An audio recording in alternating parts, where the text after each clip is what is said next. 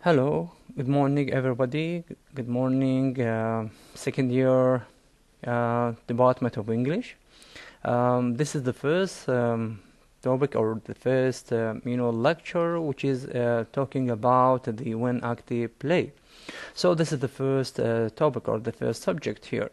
So let me start with the definition of the one active play. The one active play is a play that's meant to be performed or enacted exactly like the long play. However, is the as a distinct from the long play or different from the long play, like of 3 or 4, it is short. This is the difference between them.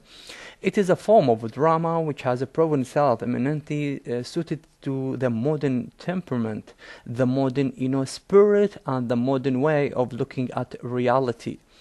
However, so it is the creation of the 20th century, but it is already, we can say, it is there were also shorter plays in the past, and for example in it was like a subsidiary to the full-length play, where there have been after pieces, or we can say curtain raisers and court duries, or so the medieval morality plays such as Everyman and Japanese new plays. We can say they must technically can be considered as one an active plays. Also, although through the Victorian age, the one-acted play, rather than the curtain raiser, as it is used to be called as such, as a kind of a dramatic entertainment preceding the play, proper and intended to amuse, or just to kill the time or to amuse the audience, while the stalls and the boxes were slowly about the slowly being filled up. It was given no consideration. It was mainly used to pass and kill time. So also, before that, the definition, we can say that the emergence at the beginning of the modern era towards the end of 19th century, that when active plays successfully paved its way among full-length plays and evolved as an independent dramatic form with characteristics structure revealing its inherent possibilities. The emergence of one active play coined with the growth, or we can say, evolved with the growth of experimental and non-commercial theaters in many European countries and the United States of America. For example, the Theatre Libre, founded in Paris in 1887 by André Antony, was the first of these theaters. It opened with the production of Moore, Arthur Bells, Les So Perfect, Jules Vidables, etc., and others. Another theater by Freeborn was founded by a group of Germans in Berlin in 1989. This theater produced plays such as playwrights as Ibsen, Tolstoy, Strindberg, Zola, and others. One more theater is the Independent Theatre, which was founded in London in 1891 by Thomas Green, a critic of drama. Also to produce some of Ibsen, George Bernard Shaw plays, and moreover, the Theatre del Over was also taken over by Longe in Paris in 1892. The Abbey Theatre was acquired by W.B. Yeats in Dublin, Ireland in 1904, with the production of some, theatre, we can say production of Bells, Strands, Bell runs by W.E. Lady Gregory spreading the news. In addition to that, they act some plays by Jim Singe or George Bernard Shaw, Sean Casey. On the other hand, the USA also had its own contribution to the experimental theaters and the players. George Graham Cook organized and directed the Provincetown Manchesters in 1915. The Provincetown Players and experimental group of actors and theater directions. So this is the definition. Also, I want to add that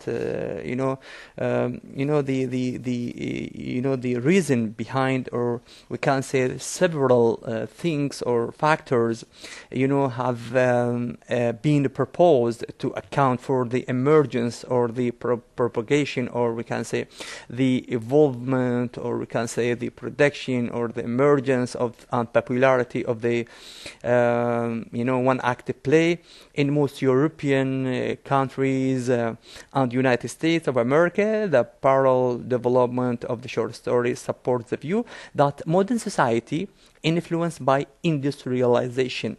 So one of the most factors that help in the, you can say, the emergence and popularity of the one-act play is modern society. That modern society influenced by industrialization.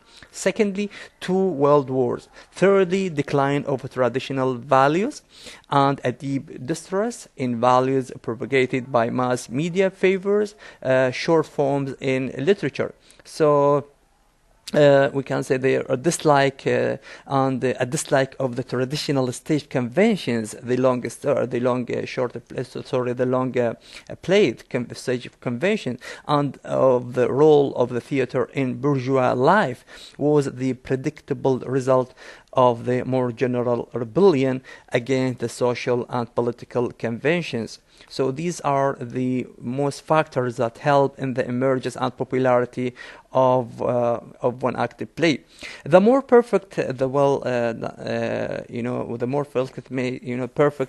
well-made play was written and performed, the more derogatory the term become. We can say that in addition to that, it should be noted that the one-act play has become a popular medium of expression, which has effects, even on such pleasant entertainments such as the TV programs. Hence, many authors who write plays for the TV adopt the ideas of their plays from the one-act play. However, it has lens. We can say the one-act play is not also certain restrictions. It has also its own freedom and flexibility. So all the types of full-length drama, ranging from melodrama to mime to farce, have been successful attempts. The short play, one short play, or we can say the one-act play, it has lent itself to all the passing dramatic, all the previous, or we can say the conventional dramatic trends and fashions, such as romantic, realistic, naturalistic, symbolic, expressionistic, epic, futuristic, absurd, and many others. So all these the types of we can say all these shapes, or we can say the fashions of the long drama also have been used in the short or one-act plays as well. And not only this, we can say also, the practices that seem dead, or we can say conventional in the traditional or the classical long drama, such as the chorus, the use of masks, and the conventions of play have revived also, while modern technology, in addition to that, not only this, while modern technology continues to contribute a new possibilities, as for example, we use the tape recorder instead of a character. So this is a new thing which is added to the one-act play. The one-act play or one-act play also is written in verse, in prose, in dialect, in no language. That means in, silent, or in that strangely disturbing pseudo language, shows the failure of modern man to communicate. So these are the, like, I just give you the definition, or we can say just a short introduction for the of one active play. So the next, or the following lecture, or for the following video, I am going to speak about the difference between full length and one act plays. So now thank you so much, and wait for the